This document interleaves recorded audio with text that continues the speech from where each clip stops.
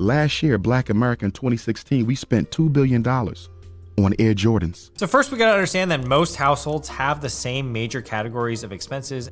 $4 billion on liquor and alcohol. And that's gonna be housing, transportation, taxes, utilities, and household costs, which I think I'm just gonna lump that in with housing, and then food, etc. $600 million on fast food. Can you guess here what the #1 wealth killer is?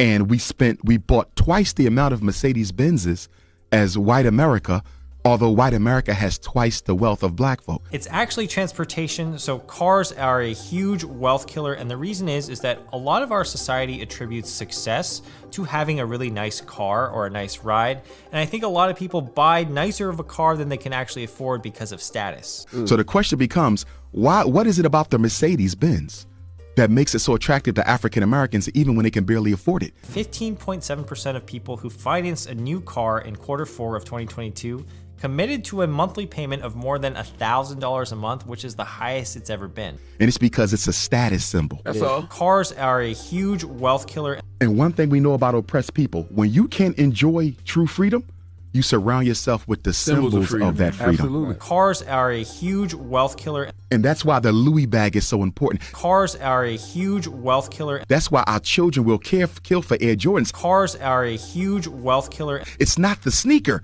it's what it represents. Cars. And if I believe I'm worthless, that means I can only add value to myself by what I put on my body as opposed to what I put in it. Cars are a huge wealth killer. Cars.